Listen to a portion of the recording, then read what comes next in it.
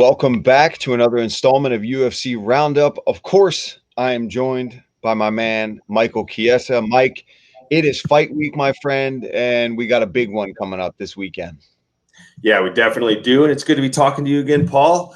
You're a very busy man these days. But yeah, we got a huge pay-per-view coming up this weekend. It's going to be sweet. There's nothing like a heavyweight main event for the title. So I'm really, really looking forward to this fight.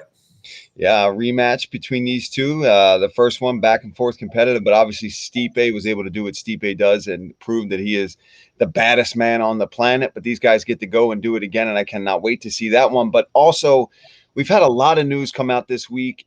Nothing bigger than Khabib officially hanging up those 4-ounce gloves. I know he retired a while ago, months ago after his last fight, but this time, he made an official statement. Dana retweeted and reposted the Instagram saying that he's done. He was at the last event, Holland versus Brunson. So what do you think? You think this is officially it? Do you think this is the right time for him to be done?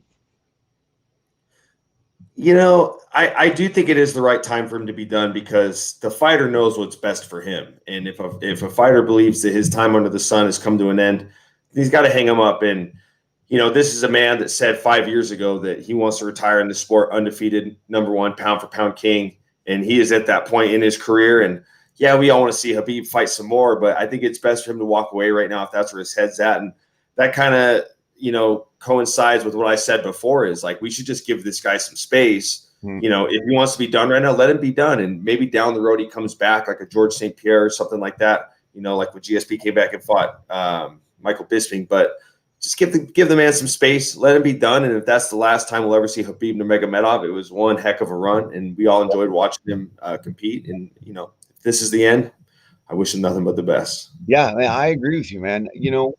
When people start really talking about retirement, there's something that maybe we don't know about them that they want to be done. And Khabib made it pretty clear that, for his mother and his family, he also seems really committed to becoming this new coach. He wants to be coach of the year. He's doing a fantastic job. Obviously, he's got the fight IQ, the wrestling, and just the credentials to be one of the greatest coaches if that's what he decides is his next chapter. He's a smart guy, too. I think a lot of people see what he does in the cage and forget that he's an educated guy. He's intelligent. I think he speaks a bunch of different languages, and he wants to move on and do some different things. And I love that he's sticking to his guns. I talked about this on the broadcast last week too, that, he said he was done and he's sticking to that. And I think that's really honorable. And I wish him nothing but the best. And I'm not just saying that as a lightweight who's like, oh man, nice. The chance of having to fight Khabib is off the table now. I genuinely am happy for him and wish him nothing but more success outside of the octagon, to be honest. Yeah, I agree. And we've got a lightweight matchup for the title. We've got Charlie Olives versus Michael Chandler. Michael Chandler busting onto the scene, knocking out Dan Hooker, something I wasn't able to do and a whole lot of other people weren't able to do. So what do you think about that matchup? I love it. First of all, I want to put that out there. I think these guys are deserving. Obviously, there's some other people in the mix that we'll talk about, but what do you think about the matchup? And I like the fight, and I think a lot of people are quick to jump on this fight being made and being like, well, what about Dustin Poirier? He's getting the short end of the stick.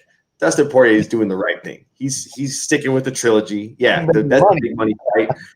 And this is what they brought Chandler in for. You didn't bring Michael Chandler in to just fight guys and you brought and not have him fight for the title. You brought him in to challenge whoever is at the top at lightweight. At the time, it was Khabib Nurmagomedov. He has moved on. He's going to walk his father's footsteps and enter into the role as a coach. Good for him. Let Michael Chandler fight for the title against Charlie Olives, somebody that you know very well, Paul Felder. And it's cool because you were eyeing Chandler for a while. You fought Oliveira, so I'm sure your attentiveness, on top of the fact that it's a lightweight fight, you're going to probably be pretty attentive for that fight. But I'm excited for it. It's going to be at a sold-out arena in Houston, Texas, bringing the fans back, something that we're all us fighters have been clamoring for. So I think it's going to be a very special event. Yeah, I think so too, man. And I'm just so curious to see how it's going to play out because obviously we've seen Charles Oliveira be just a freak of nature when it comes to his grappling and his jiu-jitsu. But what has impressed me more and more about him since I fought him years ago is the evolution of his stand-up. He's becoming a bit fearless on his feet, throwing crazy combinations, knees, because what are you going to do? Take him down?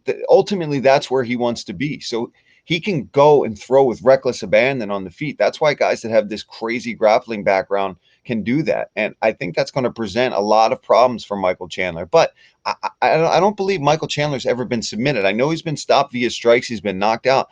I don't think he's ever been submitted. So that makes for a really interesting clash between those two guys right there.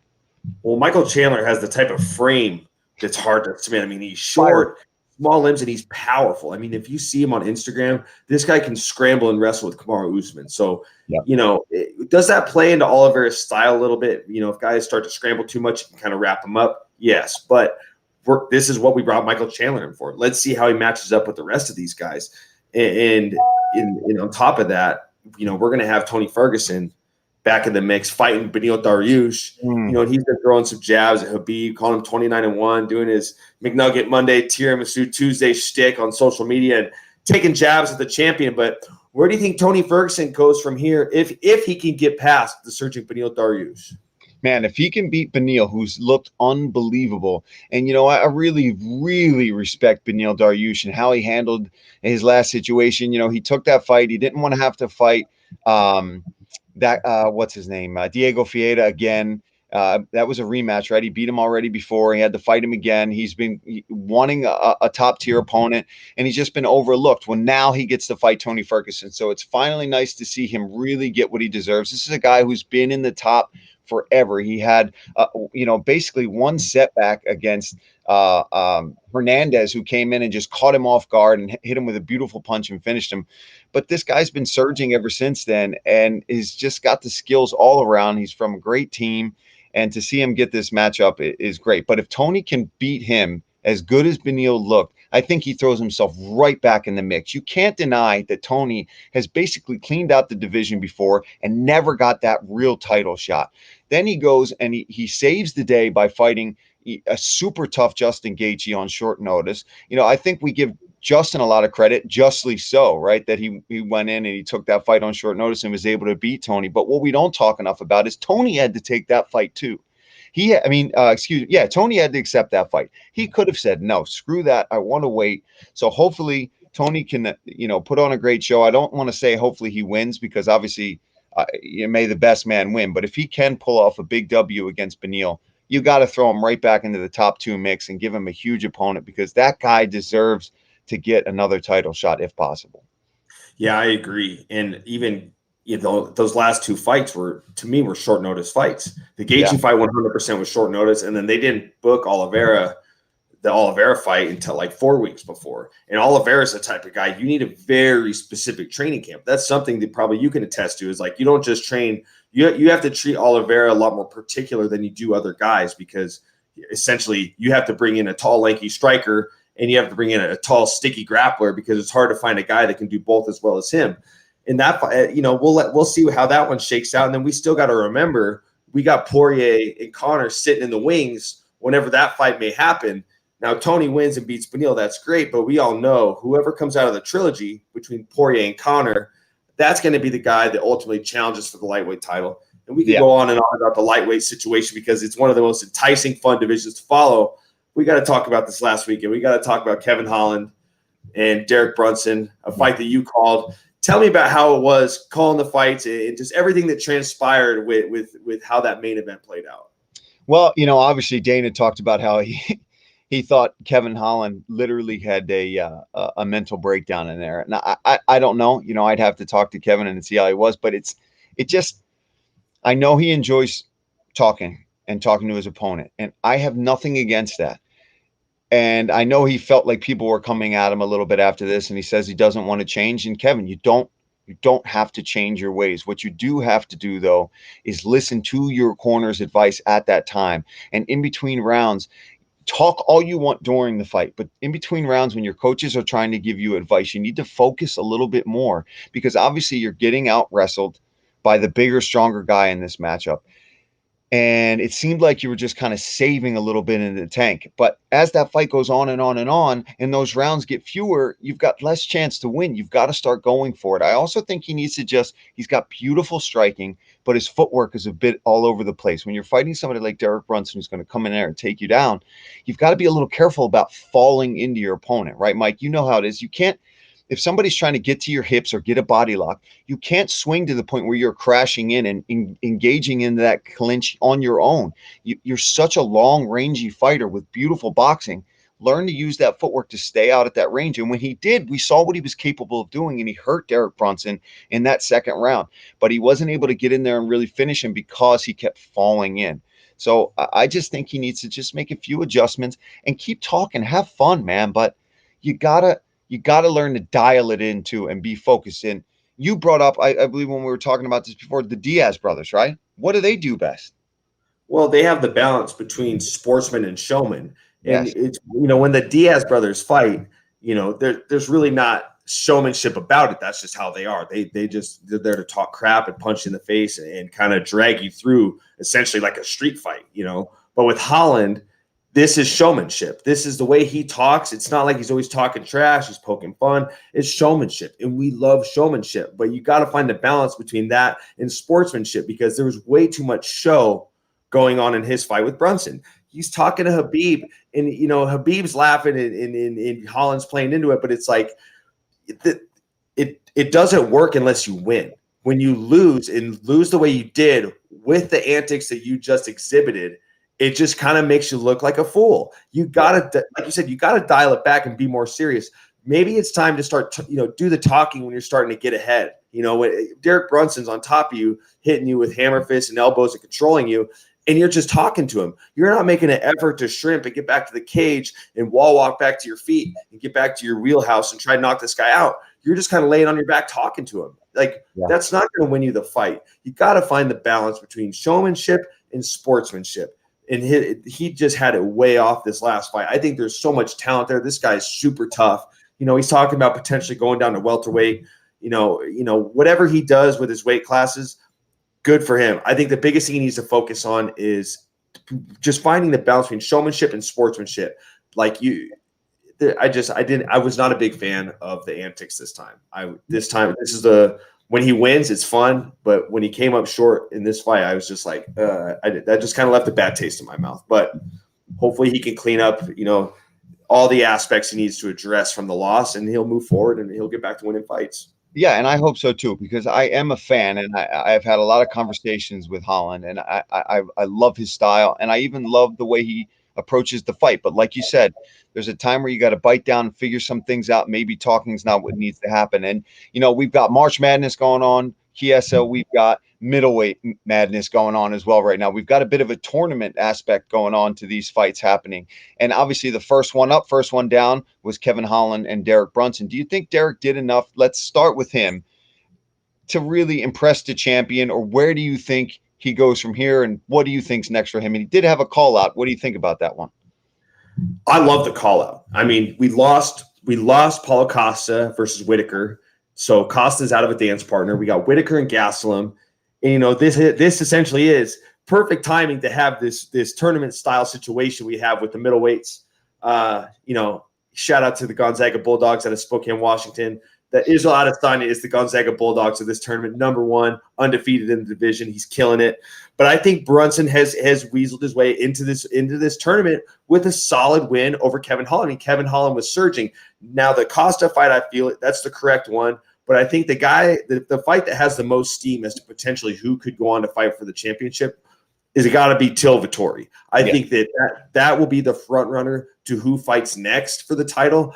You got Chris Weidman and Uriah Hall waiting in the wings. You got Whitaker and Gastelum, and then Brunson has just solidified his way into a good fight with Costa. So essentially, we got the elite 8 guys bidding to get into the final 4. So it's going to be really interesting to see how things play out. But like I said, I just think that Vettori and Till, that fight's got the most steam. Vettori wins. He's already fought the champion, and they had a very close, arguable fight where a lot of people think that Vettori potentially won that one. So there's a good storyline there. And then obviously Till and Adesanya would be, I mean, the pre-fight could sell pay-per-views in itself. But stylistically it'd be a fun fight. So I think that's the front runner as to who could go on and fight for the title next. Yeah, I agree with that. Especially, the champion has already mentioned several times, even though Till has lost a couple fights, he seems very interested in that matchup, which should really piss off Vettori, which should really make for an even more intriguing fight, right? Because Vettori wants to shut up Till. He's been talking how he's just levels above him. He's going to beat him up. There's been some really hilarious videos and interviews from Darren Till just being like, all right, mate, chill out. Like, we're going to fight, relax. But I agree that winner of that one, I think, sits easy in the front runner spot to be fighting for the next shot at that belt. And Vettori, like you talked about, very close matchup that first time, believes he won the fight, I think. Obviously, Adesanya disagrees with that, and he did win the fight. But I think that Till and Adesanya fight would be very interesting for sure. I agree with that. Yeah, I couldn't agree with you more. But there's a lot of other guys that stood out from this last weekend. So we know where Brunson's headed. Brunson's headed into a big fight. We'll see what's next for Holland. But a lot of fighters showcased some great performances throughout the course of the fight. So I got to ask you, who are your 3 stars from all the fights below the main event? Who are your 3 stars? Which 3 fighters stood out to you and had great performances? I mean, you got to throw Grant Dawson into that mix, right? The kid went out there, and when you knock somebody out cold with 1 second left to go in the third round in a fight that was very hard to pick who was ahead, right? Ultimately, we found out during the broadcast that the judges had him up anyway, but we didn't know that. And more importantly, he did not know that. And James Krause made it clear that he did not know that, right? And really was getting on his fighter to go out there and perform. That one stands out to me before. And Yanez, man, this kid impressed on the Contender Series. Then he goes out in his UFC debut and wins by just vicious head kick knockout. Then to come out against Gustavo Lopez and look the way he did against somebody who's very tough, very competitive, and just have the hands that this kid's got on him. I mean, it's incredible to me. And then Montserrat, how do you say her last name? Chiesa? Oh, Conejo. Conejo. Consejo. Was it Conejo? That was a crazy fight. She comes in here, she makes her debut. There was some controversy. There was maybe a spitting incident. They got at it afterwards, but it's all good hype in the world of fighting. I mean, at the end of the day, it's fighting, and I can't say yes or no. I don't think she actually spit at her, but there was some good drama. So those are the 3 that kind of stood out to me on Saturday night. I agree with your top 2. Those are the top 2. Your top 2 are in my top 2. Adrian Yanez, I mean, he looked stellar against ultra tough Gustavo Lopez. The thing that impressed me the most about Yanez is there is 0 load to his strikes. Yeah. That finishing blow was like lightning quick. There was no tell on it. There's no way Gustavo could have made a read on that strike, and he floored him with it. And it just, you could tell it was a very hard, well-timed punch. But the fact that there was no, like, some guys you'll see get dropped, they're making the read on the strike, but it still gets them. You could tell when Gustavo hit the mat, he was like, whoa, what like, just hit that come from? Just so fast. And then Grant Dawson just showed so much grit. I mean, he, in my opinion, he lost that first round. He came back, won the second, so it's 1-1. Like I said, very close first round. But James Krause, he should almost make the list as an honorable mention for getting the kid off the stool and getting him back in the fight. But just showed he just had to fight from bell to bell. A lot of guys get to that 10-second buzzer, especially in the third round, and get a little complacent. He said no. He went for the leg lock. He postured up, landed some devastating ground and pound, and he just made some waves at lightweight. That's Leonardo Santos is as tough as they come. But I got to talk Max Griffin. I mean, Max Griffin. This is a guy that, he's very tough. I mean, this guy's beat a lot of studs. He's beaten Mike Perry. He's fought Santiago Ponzinibbio. He's fought really, really tough guys. I'm not sure if he fought Ponzinibbio. I might have mixed myself up there. Might have to fact check that one. But nonetheless, he goes out and just floors his opponent with a beautiful right straight and had a great call out. Nobody goes out and calls out Jeff Neal. I mean, that guy's the least talked about dude in welterweight. The guy's got crazy power, and Max is up for the challenge, especially with a performance like that. And that's my third shining star of the night. and just impressive stuff from Max Griffin. And it was on the heel of his baby boy being born, which always makes that victory a little sweeter when you get to go home with a $50,000 check, a little money in the bank. And he's coming with this new attitude now. You know, he's just having fun. That's all he talked about all fight. He was having fun. He gave me some beef jerky, I guess, a new sponsorship he's working with in the PI in the locker room. He's handing out beef jerky to people. He's just walking around with a smile on his face. He's even making funny videos of his weight cut during fight week and stuff. So you really see that he's just embracing his position in the UFC, and it's working for him to go out and get 2 big knockouts. I actually said he was the recipient of 2 knockouts in the post-fight interview. I got a lot of crap for that. So I'm sorry, Max Griffin. You were clearly not the recipient of those knockouts. You were the giver of those knockouts. So I apologize for screwing that up. But moving on to even bigger and badder things coming up. Obviously, let's get back to 260, which is coming up this weekend. We've got the rematch between Stipe and Ngannou. Stipe, the baddest man on the planet. No doubt, right? 2 matches in a row with DC, who's, as we know, one of the greatest of all time, gets those wins, has already beaten Francis, but Ngannou has really been looking fantastic. And I know just personally from seeing him in the gym at Extreme Couture and talking to Eric Nixick, how well prepared this man is, and really feels that now is the time for him to become a champion. So you've got the baddest man against, in my opinion, the scariest human being on earth. It's going to be fireworks, man. Yeah, I mean, this is a totally different fight than what it was last time, and it's going to be, a lot of it revolves around Francis's evolution, you know, because obviously he's made his adjustments, and you've spent time with Eric Nixick, and that's the rumblings around the Francis Ngannou camp is this guy's really evolved, and it's not only from a skill standpoint, but from just his preparation as a whole. But you got to talk Stipe's fight IQ. I mean, this is a guy who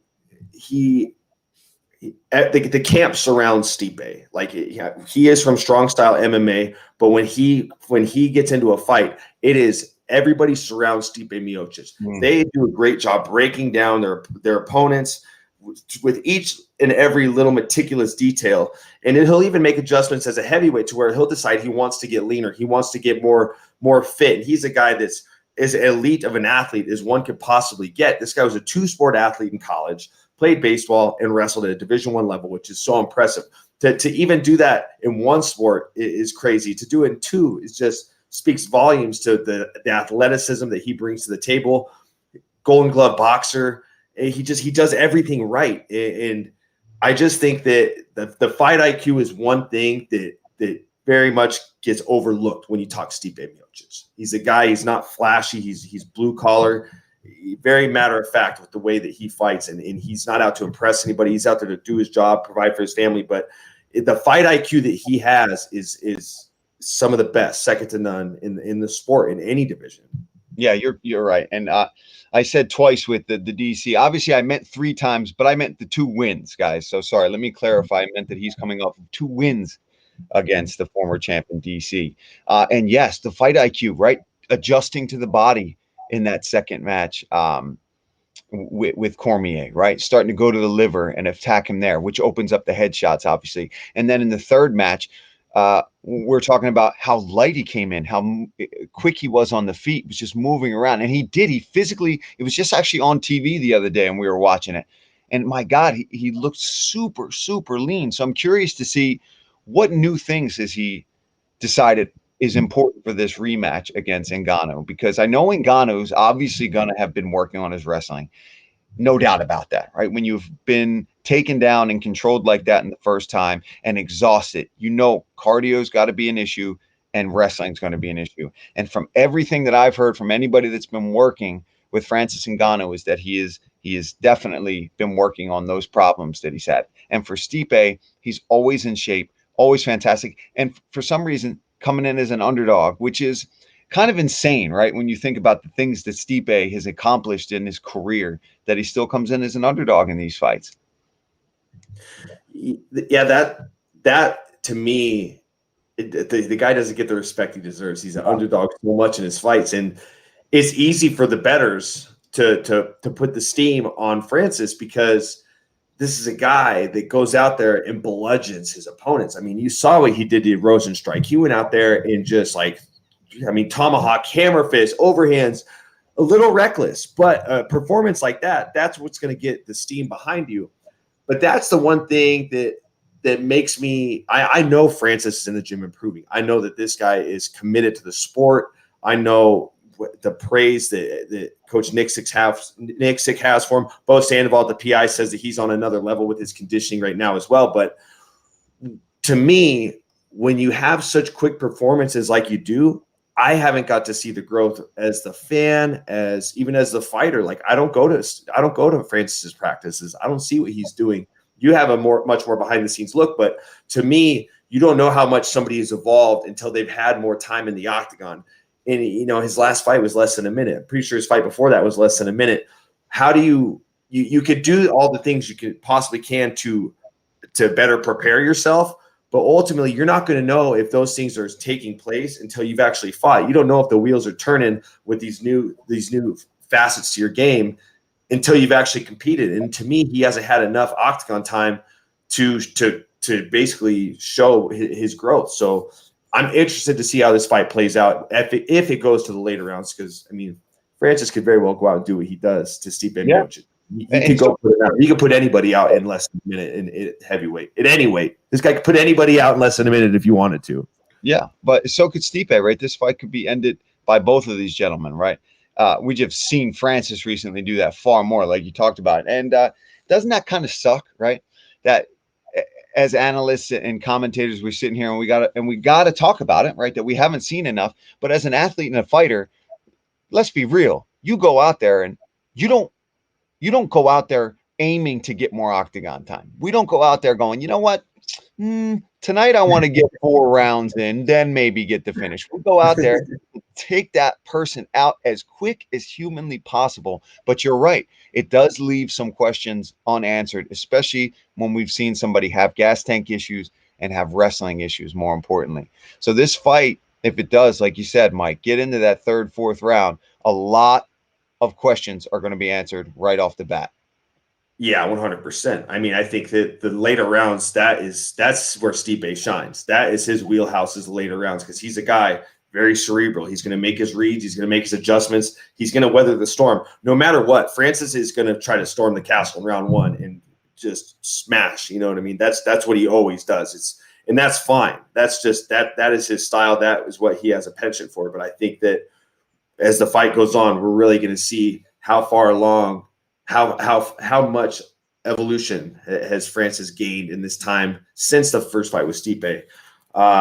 So I'm really looking forward to that one. But one thing that kind of broke my heart a little bit headed into this fight week is we lost our co-main event. Alexander Volkanovski, the champion, versus Brian Ortega 2.0.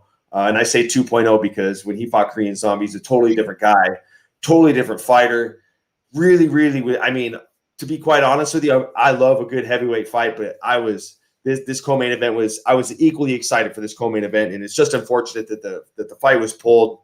We'll see at a later date, but that's something that I was very bummed about. Yeah. We found out right before we went on air during that broadcast, and they tried to almost keep it a secret from us to see our actual reactions on air. But I was outvoted on wanting to know before the broadcast started or during, and super disappointing. I mean, the featherweight division right now is just so incredible, and Brian Ortega with his comeback and how he looked in his last outing, and obviously Volkanovski wants to really kind of rinse the taste of Max Holloway out of his mouth and get something fresh out there. And this was that chance, especially against somebody like Brian Ortega. It was a great matchup, and to see that go away, it's not gone for good. We're hoping that they get booked up soon, but who knows when with the schedule, and not only with the schedule, but with how things work with Volkanovski having to go back to either Australia or New Zealand where he does some of his training. So hopefully we'll get them going sooner than later. But also, this is the final pay-per-view, I guess, for the Apex. Yeah, could be crowds again, man. We're going to have sold-out arenas. So things are looking up, looking positive in the world, at least enough where we can get these things going with fans again. My goodness. But it'll kind of be awesome to see one last epic battle between heavyweights before we get these sold out arenas. Yeah, I think that's like the perfect way to end it. I mean, Yeah. do the heavyweight fight at the Apex one last time, just like save the best for last type of situation. So I think that'll be a lot of fun. And man, when those heavyweights, I was there, I worked the desk for Derek Lewis's fight against Olenek. And when you hear heavyweights slinging punches with those 4-ounce gloves in that little Apex, whew, it is something else. But we're moving on to fights with crowds. So let's get to our rapid fire questions. Let's talk round one. UFC 261, the triple header. Usman versus Masvidal 2. What are your thoughts on this, Paul? Interesting, right? I think it's interesting because I think it's interesting that Kamaru won this fight because he didn't want anybody to have any little bit of excuse over him, right? I really do think that this speaks to a lot of people are like, oh, you already beat this dude. What are you doing? You're just looking for a payday. I disagree because Masvidal took that fight on super short notice, right? And when you take a fight on 6-7 days notice, what are you focusing on? You're focusing on the weight cut. You're not really game planning for this fight. You're just going out there and going for it, which Masvidal does well and has done well in that fight, better than a lot of other people have. But I love that Kamaru was like, no. Okay, you know what? Here you go. Get a proper camp. Let's do it again, and I'm still going to beat you up. And for Masvidal, well, now this is a second chance to really shut him up and go out there and do something crazy. So I love it. I love that fight.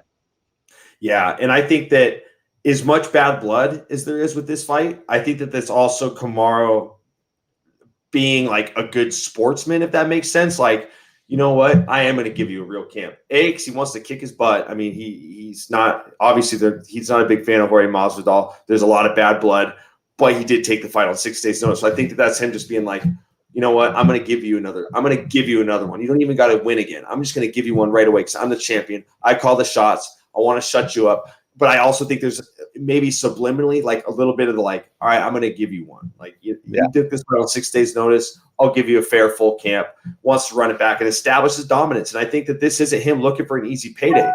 We're talking about Jorge Masvidal here. I mean, this guy could spark you at any minute. He's as tough as they come. He's very well-rounded.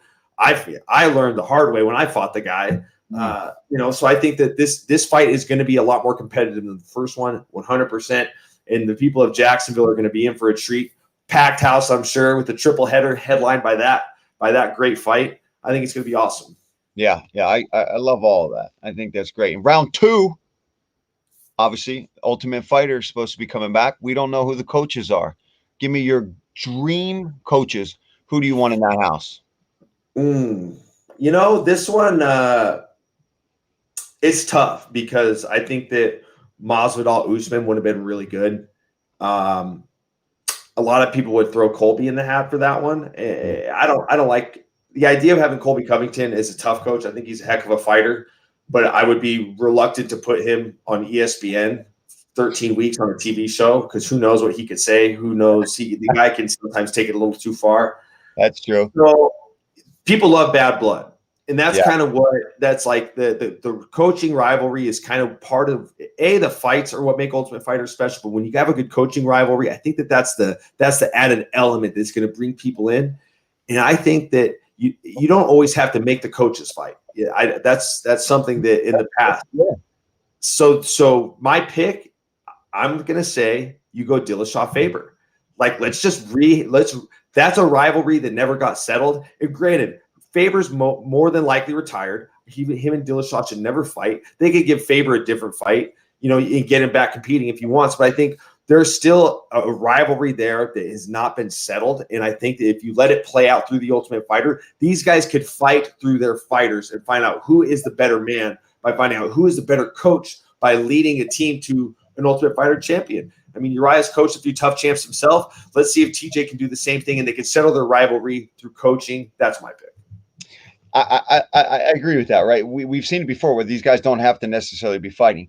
But if I had to pick one real quick, I haven't thought too much about it, but I'm thinking, I don't know when the filming is supposed to start and what the timing of this works out with, but I got to get me some Darren Till as a coach one of these days. Got to be in there, and I want to see him coach either him or Vittori against Adesanya, if they get the matchup with Adesanya. So Adesanya and the winner of Vettori and Darren Till. I think there's so much fun trash talk. Then you also get obviously either an Italian or an Englishman, and then you got the New Zealander and from Africa. So you just cover the whole freaking world with this. You get everybody interested in it, and the banter between any of those guys. Vittori's just hates Adesanya, and Till is just hilarious at all times.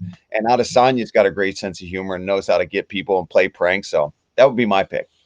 And I think that one's probably more realistic. I think I could see that happening before a Faber Dillashaw. That one's actually realistic. These guys are right around the corner from fighting each other. So may the best man win in that fight. We'll see what happens. Throw him into the house. Yeah. Yeah. But we'll get to round 3 now.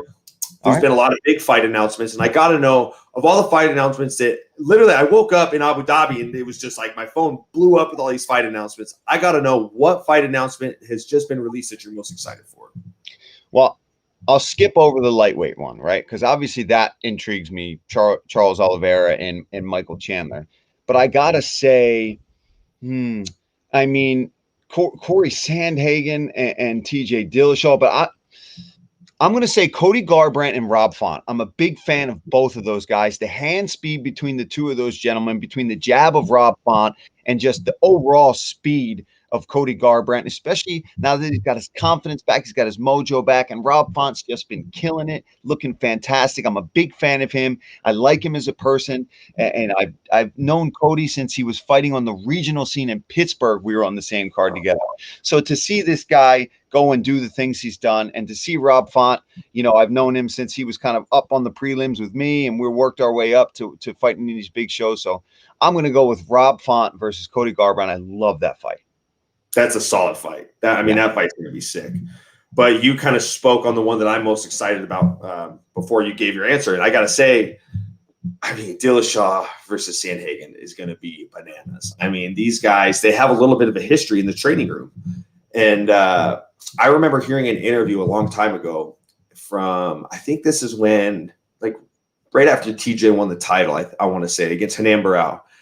And he's talking about how he gets frustrated in the gym when there's these guys that aren't even in the UFC yet. They're giving him problems.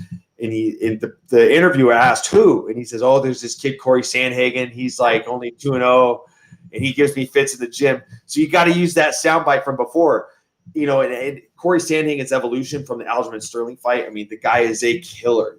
Just the Frankie Edgar highlight reel KO with the flying knee, the spinning heel kick against Marlon Moraes.